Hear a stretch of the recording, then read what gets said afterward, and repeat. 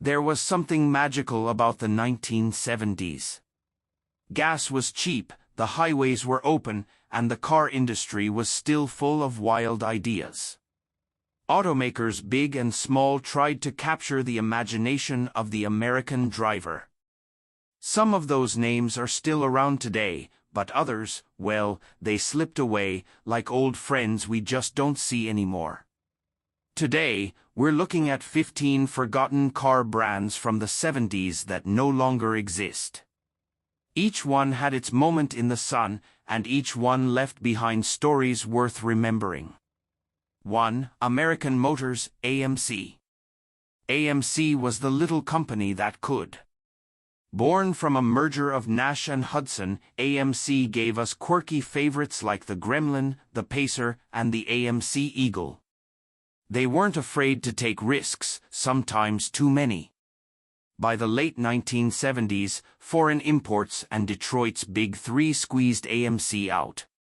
Chrysler finally bought them in the 80s, closing the book on America's scrappiest automaker. 2. Plymouth. For decades, Plymouth was Chrysler's affordable family brand. In the 70s, you could spot Road Runners and Dusters cruising Main Street. But as the years went on, Plymouth lost its identity. By the late 1990s, it was little more than rebadged Dodges, and in 2001, the Plymouth name was retired for good. 3. Mercury.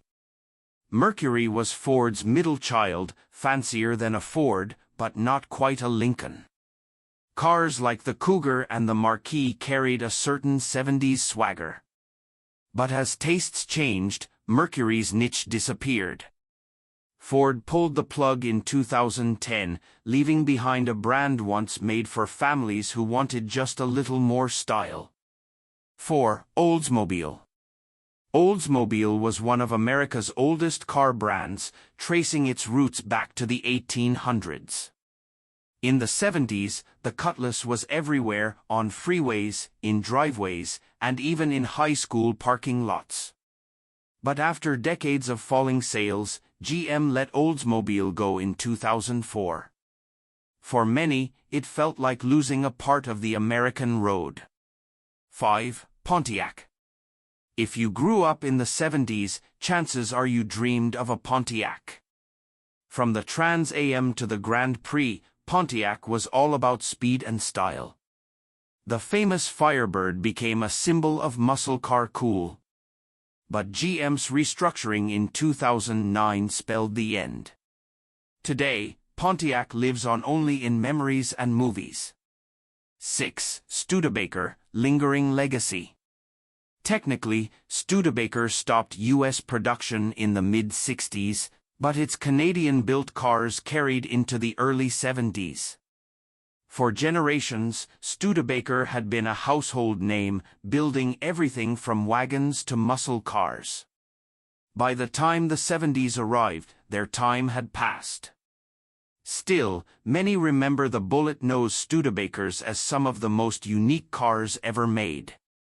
7. Checker Motors. Checker was never about style, it was about toughness. Their marathon taxis were built like tanks and ruled city streets through the 70s. Everyone who's ever hailed a cab in New York remembers that big, boxy Checker.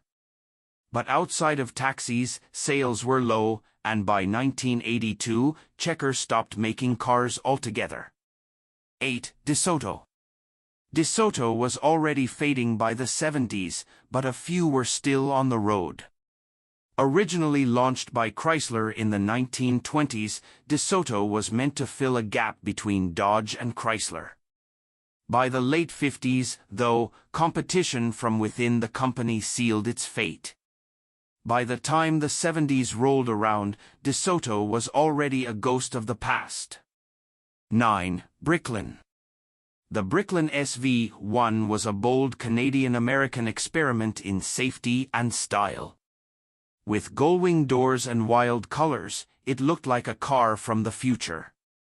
But production problems and financial troubles ended the dream quickly in 1975. Today, spotting a Bricklin feels like discovering a rare artifact from the decade of disco. 10. Jensen Motors. From across the pond came Jensen, a British automaker that tried to make waves in the US. Their Interceptor was part sports car, part luxury cruiser, and it turned heads everywhere. But the oil crisis of the 70s made big, thirsty cars harder to sell. By 1976, Jensen went into receivership, leaving behind one of the coolest forgotten imports of the decade. 11. Triumph, cars, not motorcycles. Triumph cars were once beloved for their nimble, sporty feel. In the 70s, models like the TR7 promised affordable fun. But reliability issues and rising competition from Japan hurt Triumph badly. The brand limped into the 80s before disappearing from US showrooms entirely. 12. Rambler. Rambler was once a household name, especially in the 1950s and early 60s. By the 70s, though, it was folded into AMC's lineup and quietly retired. The Rambler American was one of the first compacts, a car that gave families something simple and affordable. Today, the Rambler name feels like a postcard from another time. 13. ISO Rivolta and ISO Grifo. Italy gave us Ferrari and Lamborghini, but the 70s also saw ISO, an exotic maker blending Italian design with American V8 power. The ISO Grifo was sleek, fast, and rare. But small companies often struggled against bigger rivals, and ISO closed its doors in 1974. Collectors still treasure these forgotten beauties today. 14. Saab, US presence in the 70s. In the 1970s, Saab was quirky, safe, and a little bit odd. With their aircraft-inspired designs and front-wheel drive, they felt different from anything else on the road. Saab hung on for decades, but after GM bought in, the brand lost its way. By 2011, Saab was gone, leaving only fond memories of turbocharged oddballs. 15. Matra, European curiosity. Finally, we have Matra, a French company known for both race cars and road cars. In the 70s, the Matra Simca Bagheera turned heads with its wedge shape and 3-abreast seating.